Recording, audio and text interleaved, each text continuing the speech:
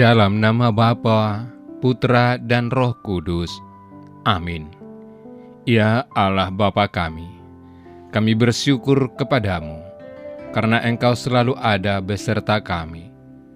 Engkau hadir dalam setiap firman yang kami dengar dan renungkan. Kami mohon penerangan Roh Kudus-Mu, agar segala perhatian dan akal budi kami terarah kepadamu, lewat firman dan renungan yang akan kami dengarkan saat ini. Semoga dengan mendengarkan dan merenungkan sabda-Mu, kami memperoleh kekuatan untuk menghadapi hidup kami sehari-hari. Demi Kristus Tuhan kami. Amin.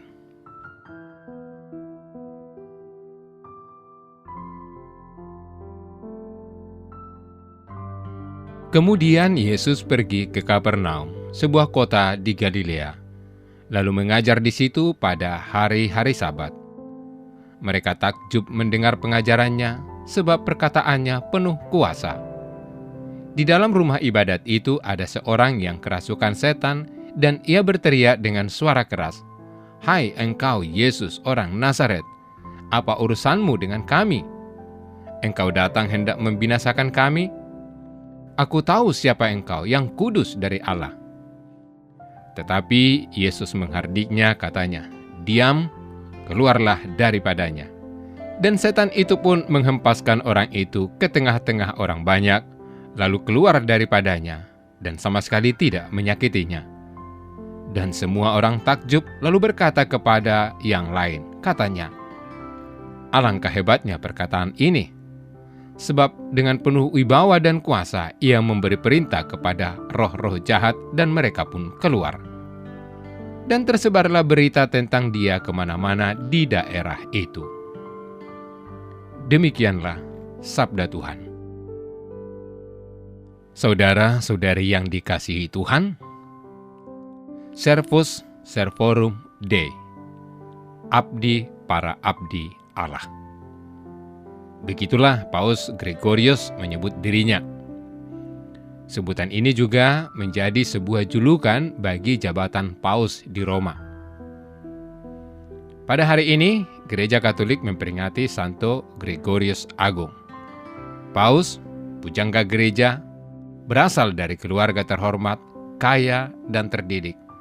Ahli hukum yang menjadi senator dan prefek kota Roma pada usia 33 tahun. Memilih hidup bertapa setelah ayahnya meninggal.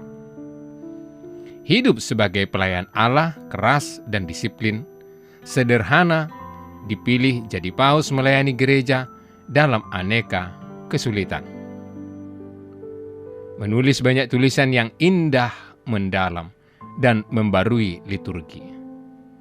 Kekuasaannya sebagai paus dijalaninya dengan sikap berpegang pada kuasa Tuhan yang melindungi. Saudara-saudari yang dikasihi Tuhan, pernahkah kita terkagum-kagum dengan seseorang yang memiliki kuasa yang besar atas hal-hal yang dipercayakan kepadanya? Seperti layaknya pribadi Santo Gregorius Agung. Kuasa dapat diartikan sebagai kemampuan melakukan sesuatu berdasarkan kekuatan, keahlian, sumber daya, atau otoritas. Alkitab mengajar bahwa kuasa orang Kristen berasal dari Allah melalui Roh Kudus. Allah adalah sumber tertinggi kekuasaan. Segala kuasa datangnya dari Dia dan tergantung padanya. Saudara yang dikasihi Tuhan, bacaan-bacaan pada hari ini ingin memperlihatkan kepada kita mengenai betapa hebatnya kuasa Allah dalam kehidupan umatnya, terutama bagi mereka yang percaya. Injil Lukas coba membawa kita kepada Allah yang benar, kudus, dan penguasa segalanya di dalam diri Yesus. Lukas mengisahkan bahwa Yesus menunjukkan kuasa dan wibawanya dalam setiap perkataan yang keluar dari mulutnya. Semua orang di dalam sinagoga itu takjub. Di dalam sinagoga juga terdapat seorang yang kerasukan roh jahat. Roh jahat itu merasa tak berdaya di hadapan Yesus. Sedangkan dalam bacaan pertama, Rasul Paulus membuat pembedaan jenis roh yang diaplikasikan pada Allah dengan rohnya yang kudus, pada manusia dan dunia yang berdosa. Roh itu menunjukkan relasi yang intim, menghasilkan pilihan-pilihan hidup, kasih, dan pemikiran-pemikiran. Roh dunia dan si pendosa tidak boleh menutup dirinya di hadirat Tuhan. Justru dengan sabda Yesus akan mampu membukanya. Saudara-saudari terkasih di dalam Tuhan, kita sebagai orang-orang yang beriman seharusnya terbuka, siap untuk mempelajari pikiran-pikiran Tuhan. Roh Tuhan akan merembes masuk dan menguasai hidup manusia. Di sini terjadi dialog penuh kasih antara Allah dan manusia. Roh Kudus menguduskan roh manusia yang tidak sempurna menjadi sempurna. Roh Kudus menjadi kuasa kasih yang mempersatukan manusia dengan Tuhan. Pertanyaan refleksinya, sudahkah kita berpegang dan percaya akan kuasa Tuhan? Tuhan memberkati. Ya Allah, Tuhan kami sadar bahwa kami manusia yang berdosa dan kurang percaya.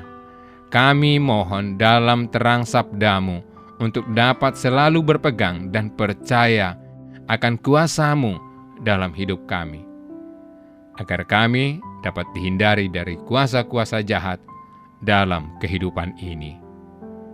Amin.